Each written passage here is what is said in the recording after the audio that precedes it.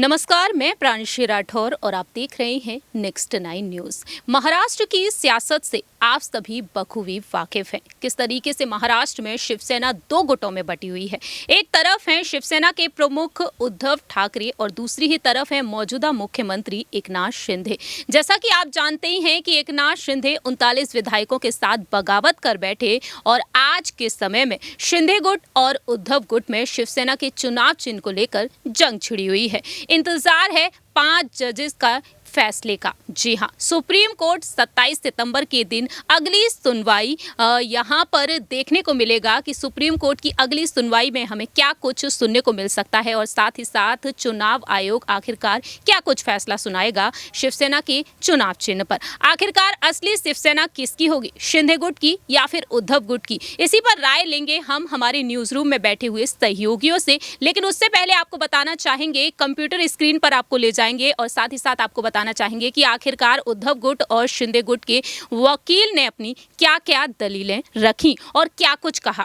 दरअसल आपको बता दें कि उद्धव कैंप के वकील, वरिष्ठ वकील कपिल सिब्बल ने कहा कि अगर 2/3 विधायक अलग होना चाहते तो उन्हें किसी के साथ विलय करना होगा या नई पार्टी बनानी होगी। वह ये नहीं कर सकते हैं, वही मूल पार्टी है। और सीजेआई ने कपिल सिब्बल के जवाब में कहा था कि मतलब कि आप ये कह रहे हैं कि उन्हें बीजेपी में विलय हो जाना चाहिए था या फिर पार्टी अलग से बना लेनी चाहिए थी। कपिल सिब्बल कहते हैं कि कानूनन तो शिंदे गुट को यही करना चाहिए था। कपिल सिब्बल का कहना रहा कि पार्टी सिर्फ विधायकों का समूह नहीं होता, पार्टी की बैठक में बुलाया जाता है लेकिन नहीं आए। डिप्टी स्पीकर को चिट्ठी लिख दी, अपना विहिप नियुक्त किया गया लेकिन इन लोगों ने पार्टी ही छोड़ दी। और साथ ही साथ यहाँ पर 10वीं अनुसूची का जिक्र किया। उनका उद्देश्य कुछ यूं रहा कि अगर इस तरह के दुरुपयोग की अनुमति दी गई है तो विधायकों को बहुमत सरकार गिराकर गलत तरीके से सत्ता पाता रहेगा और पार्टी पर दबाव रहेगा। उद्धव गुट के दूसरे वकील अभिषेक मनु सिंघवी ने कहा था कि इन लोगों को किसी पार्टी में विलय करना चाहिए, पर ऐसा नहीं किया। हम जानते हैं कि वह असली पार्टी नहीं है। और यहाँ पर उन्होंने कहा कि अपनी गलती पर पर्दा ढकने के लिए चुनाव आयोग से मान्यता पाने की कोशिश की जा रही है। हरीश साल्वे का कहना रहा कि जिस नेता को बहुमत का समर्थन ना हो वह कैसे बना रह सकता है। शिवसेना के अंदर ही कई बदलाव हो चुके हैं और कपिल सिब्बल ने जो बातें कही वह प्रासंगिक नहीं है। किसने इन विधायकों को अयोग्य ठहरा दिया जब पार्टी में अंदरूनी बंटवारा हो चुका है और ऐसे में दूसरे गुट की बैठक में ना जाना अयोग्यता कैसे हो गया। इस तरीके से यहाँ पर तमाम राय रखी गई हैं। जैसा कि हर दिन हम अपडेट देते चले आ रहे हैं। कपिल सिब्बल का कहना है साफ तौर पर कि शिंदे गुट जिस तरीके से बगावत किया है ऐसे में ये अवैध सरकार है। और आखिरकार हमारे न्यूज रूम में बैठे हुए सहयोगी क्या कुछ कहते हैं कपिल सिब्बल के उस बयान को लेकर और साथ ही साथ शिंदे गुट के वकील हरीश साल्वे को लेकर जानेंगे न्यूज रूम में जाकर कि आखिरकार उन सभी का क्या कुछ कहना रहा है। जैसा कि हमने आपको बताया कि आखिरकार कपिल सिब्बल और हरीश साल्वे ने सुप्रीम कोर्ट में क्या कुछ दलीलें रखी और अब हम जानेंगे यहाँ पर न्यूज रूम में बैठे हुए अपने सहयोगियों से कि आखिरकार उनकी क्या कुछ राय है। शिवसेना का चुनाव चिन्ह आखिरकार किसका होना चाहिए। हमारे साथ मौजूद है हमारी सहयोगी क्रांति, जिनसे हम जानना चाहेंगे कि महाराष्ट्र की सियासत में जो अब हमें जो नज़ारा देखने को मिल रहा है उस पर आपकी क्या राय है। कपिल सिब्बल ने जिस तरीके से यहाँ पर उद्धव गुट के समक्ष में अपनी बातें रखी हैं उस पर आप क्या कुछ कहना चाहेंगे, क्योंकि उन्होंने कह दिया है कि या तो शिंदे गुट को बीजेपी में विलय होना चाहिए या फिर अपनी एक अलग पार्टी बना लेनी चाहिए। देखिए, कपिल सिब्बल का कहना बिल्कुल लाजमी सही है क्योंकि देखिए यहाँ पर एक तरफ जहाँ पर एकनाथ शिंदे का गुट है उस गुट का अभी तक कोई नामकरण नहीं हुआ है और नामकरण नहीं होने का मतलब ये है कि जो चुनावी माहौल में वो अपनी प्रतिक्रियाएं दे रहे थे उसमें बहुत जल्दी जो है वो अंकुश लग सकता है। जितने बागी तेवर के साथ उन्होंने शिवसेना के साथ जो है विरोध किया, उद्धव ठाकरे को जो है वो तीखे तेवर दिखाए, वैसे में उन्हें कोई चाहिए कि उनके पास जो है एक नाम हो जिसके बलबूते पर तो क्या आपके कहने का मतलब है शिंदे गुट ने जो कुछ किया है वो साफ तौर पर एक अवैध सरकार ही कहलाएगी? बिल्कुल, यहाँ पर अवैध सरकार के तौर पर आप देख सकते हैं। देखिए, उनके पास गुट भले ही शिवसेना का है लेकिन नाम शिवसेना का नहीं है। आप देखिए, अभी अगर आप चले जाए, आप अपने 40 लोगों को खड़ा कर ले, आप चुनाव लड़ ले, आप ऐसे तो जीत जाएंगे। उससे पहले भी तो वहाँ पर रजिस्ट्री के लिए मांगते हैं ना कि आपके पास सिंबल क्या है। अभी देखिए उनके पास सिंबल नहीं है दिखाने के लिए। बीजेपी का अपने पास अलग परचम है, वहाँ पर देख लीजिए आप, एकनाथ शिंदे गुट सिर्फ गुट के नाम पर है। आप गुट के नाम पर थोड़ी ना लड़ रहे हैं। आपके मुताबिक आपको क्या लगता है 5 जजेस जो अपना फैसला सुनाएंगे आखिरकार क्या फैसला हो सकता है 27 सितंबर को? देखिए, फैसला जो है वो ज़्यादातर हक में यहाँ पर शिंदे गुट के ही दिखाई दे रहा है क्योंकि शिंदे गुट को ही शिवसेना की कमान मिल सकती है क्योंकि उनके पास जो है विधायकों का जमावड़ा जो है वो सबसे ज़्यादा है।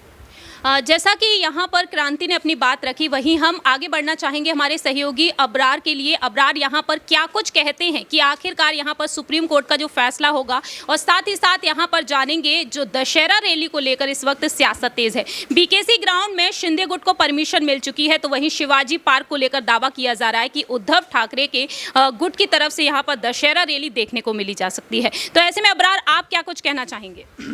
देखिए, यहाँ पर एकनाथ शिंदे के द्वारा लगातार भारतीय जनता पार्टी जो है वो एक तरीके से उद्धव ठाकरे का एक विकल्प तैयार करे महाराष्ट्र की सियासत में, और शिवसेना पार्टी का जो एक महाराष्ट्र की सियासत में, राजनीति में जो एक वजूद है उसको पूरी तरीके से ख़त्म करना चाहती है बीजेपी, ताकि भविष्य की राजनीति को जो है वो सुरक्षित किया जा सके। क्योंकि महाराष्ट्र एक बड़ा राज्य है और वहाँ पर बीजेपी चाहती है कि लगातार उनकी सरकार जो है वो बनती रहे। इसी वजह से आप देखिए कि सरकार के गिरने के बावजूद भी तमाम तरीके से हमले जो है एकनाथ शिंदे के द्वारा उद्धव ठाकरे पर, शिवसेना पर बोले जा रहे हैं। और शिवसेना भवन से लेकर के आप देखिए कि रैली जो होनी थी, जो कि लगातार एक तरीके से परंपरा है, बाला साहब ठाकरे के समय से ही शिवाजी पार्क में जो है रैली हुआ करती थी शिवसेना की, और काफ़ी भव्य रैली हुआ करती थी और तमाम शिवसैनिक वहाँ पर इकट्ठा हुआ करते थे। लेकिन इस बार देखिए कि उस परंपरा को एकनाथ शिंदे ने तोड़ दिया है। जाहिर सी बात है कि मुख्यमंत्री है तो बहुत सारी चीज़ें उनके लिए आसान हो जाती है, और उन्होंने अपनी ताकत का भरपूर इस्तेमाल यहाँ पर किया है। अबरार, आपसे जानना चाहेंगे कि आखिरकार कपिल सिब्बल ने जो दलीलें रखी हैं, क्या उन दलीलों का यहाँ पर कोई प्रभाव देखने को मिल सकता है शिंदे की सरकार पर? देखिए, कपिल सिब्बल ने जो बात रखी थी कि लोकतांत्रिक व्यवस्थाओं में अगर इस तरीके से ताकत का और पैसे का इस्तेमाल कर चुनी गई सरकारों को लगातार जो है इस तरीके से धराशायी किया जाएगा, तो कहीं ना कहीं लोकतंत्र इससे कमज़ोर होगा। लेकिन इन बातों पर जो न्यायमूर्ति है वो किस तरीके से देखते हैं इस बात को, और साथ ही हरीश साल्वे ने भी बेहतर ढंग से तमाम बातों का तर्क दिया था। तो ये सारी बातें देखने के बाद ही न्यायमूर्ति का जो फैसला आएगा वो सबके लिए सम्माननीय होगा। लेकिन इसके बाद एक महाराष्ट्र की राजनीति में जो एक बड़ी उथल पुथल फिर भी देखने को मिल सकती है, क्योंकि उद्धव ठाकरे या एकनाथ शिंदे दोनों के खिलाफ या किसी के एक के फेवर में भी अगर फैसला आता है तो महाराष्ट्र की सियासत कुल मिलाकर के बदलती हुई जरूर नजर आएगी। जैसा कि अबरार ने कहा कि अब महाराष्ट्र की सियासत और भी ज्यादा बदलती हुई नजर आ सकती है। आगे हम अपने सहयोगी आसिफ जी से जानना चाहेंगे कि आखिरकार वह क्या कुछ कहते हैं। सुप्रीम कोर्ट के फैसले का फिलहाल तो इंतजार है, लेकिन यहाँ पर आसिफ जी का क्या कुछ कहना है, यहाँ पर आखिरकार क्या कुछ देखने को मिल सकता है आने वाले समय में। अगर उद्धव गुट के पक्ष में ये फैसला आता है तो एकनाथ शिंदे का अगला बड़ा कदम क्या हो सकता है? देखिए, इसमें कोई शक नहीं है कि फैसले पे तो दोनों की निगाहें बनी हुई हैं, और ख़ास करके बीएमसी चुनाव से पहले फैसला नहीं आना एक ऐसे ही चिंता का विषय है।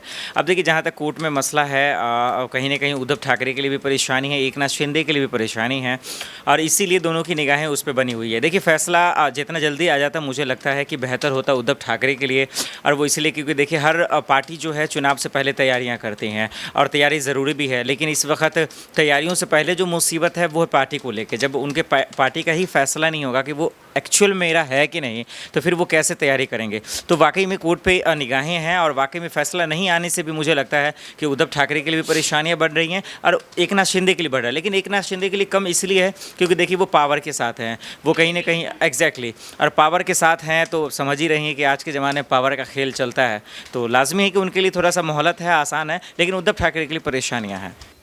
जैसा कि हमारे तमाम सहयोगियों ने अपनी बात रखी थी, तो वहीं अब हम जानना चाहेंगे हमारे सीनियर सहयोगी राकेश सर जो हमारे साथ मौजूद हैं, उनसे जानना चाहेंगे कि सुप्रीम कोर्ट का क्या कुछ फैसला हो सकता है। कपिल सिब्बल ने जो दलीलें रखी हैं वह कितने हद तक सही साबित होती हुई नजर आ सकती हैं। क्या वाकई में शिंदे गुट को अब हार का सामना करना पड़ेगा? 5 जजेस का आखिरकार फैसला क्या कुछ हो सकता है?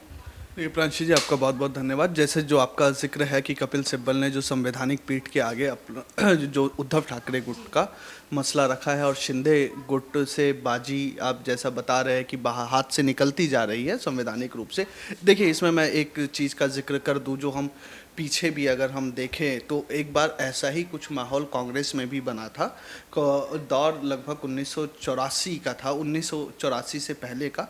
तो उस समय कांग्रेस 2 भागों में बट गई थी। एक कांग्रेस आई हो गई थी, जिसका मतलब पूरा नाम था कांग्रेस इंदिरा गांधी, और एक नॉर्मल कांग्रेस थी। तो बाद में क्या हुआ कि 1984 में जाके निर्वाचन आयोग ने ये पाया कि जो वर्तमान में कांग्रेस है, यानी कांग्रेस आई है, वही ओरिजिनल कांग्रेस है। इसके दो कारण होते हैं। देखिए, एक जो हम लोग अब सार्वजनिक परिप्रेक्ष्य में चीज़ों को समझ रहे हैं कि 2/3 विधायक जिस तरफ हैं, वो 2/3 विधायक जिस तरफ रहेंगे वो पार्टी वहाँ उसकी हो जाएगी, लेकिन ऐसा बिल्कुल नहीं है। देखिए, उन विधायकों पे दल बदल कानून नहीं लगेगा, जैसे हमने अभी गोवा में देखा। गोवा में 11 में से 8 विधायक बीजेपी में चले गए, तो दल बदल का कानून नहीं लगता। लेकिन जब पार्टी को आप ट्रांसफ़र करते हैं, पार्टी एक ऑर्गेनाइजेशन है, आपको समझने की आवश्यकता है। पार्टी एक ऑर्गेनाइजेशन है और इलेक्शन कमीशन जब पार्टियों का रजिस्ट्रेशन करती है तो वो और संगठन के नाम पर करते हैं। ये इस नाम पर नहीं होता है कि पार्टी के कितने विधायक होंगे या कितने सांसद होंगे। इलेक्शन कमीशन इस आधार पे पार्टी गठित नहीं करता या पार्टी को रजिस्ट्रेशन नहीं देता। पार्टी को रजिस्ट्रेशन मिलती है संगठन के आधार पर। तो जो सुप्रीम कोर्ट का फैसला हो सकता है कि सुप्रीम कोर्ट जो अपने पीछे भी बयानों में कह चुकी है और जो जिक्र मैंने कांग्रेस के टाइम का भी किया, या अभी हालिया जो है एक लोक जनशक्ति पार्टी 2 हिस्सों में बट गई। लोक जनशक्ति पार्टी जो पशुपति पारस के पास है, जो एनडीए का हिस्सा, और एक लोक जनशक्ति पार्टी है रामविलास, तो वो एक अलग रजिस्ट्रेशन हुआ रामविलास के नाम से।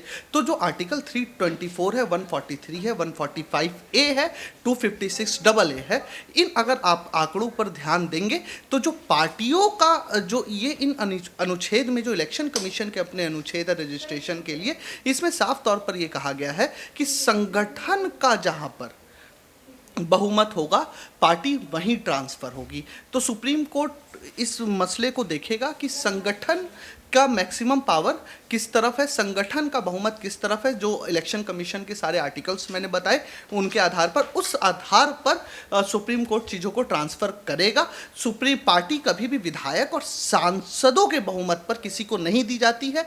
पार्टी दी जाती है कि संगठन में किसका बहुमत है। ये इलेक्शन कमीशन के आर्टिकल्स में साफ तौर पर लिखा गया और सुप्रीम कोर्ट भी इसी के ऊपर जाएगा, क्योंकि कॉन्स्टिट्यूशनली इलेक्शन कमीशन ही सर्वोपरि है पार्टियों को लेके, पार्टी के संगठन को लेके और रजिस्ट्रेशन को लेके। तो सुप्रीम कोर्ट बहरहाल आखिरी में यही होना है। संवैधानिक पीठ जो 5 जजों की बैठी है, वो इलेक्शन कमीशन का ही जो मसौदा है 1951 का, उसी के आधार पर अपना फैसला सुनाएगी। बहुत बहुत शुक्रिया। राकेश सर ने यहाँ पर बेहतरीन तरीके से अपनी बात को रखा है और समझाया है कि आखिरकार फैसला किसके पक्ष में देखने को मिल सकता है। फिलहाल देखा जाए तो महाराष्ट्र में सियासत अब भी तेज है। आने वाले समय में मालूम पड़ेगा कि आखिरकार 27 सितंबर को सुप्रीम कोर्ट का फैसला क्या होता है, किसकी यहाँ पर जीत होगी, किसकी हार होगी। और यहाँ पर आप भी अपनी ओपिनियन रख सकते हैं कॉमेंट सेक्शन में। फिलहाल हमारे इस प्रोग्राम में इतना ही। बाकी की तमाम अपडेट्स के लिए देखते रहिए नेक्स्ट 9 न्यूज़।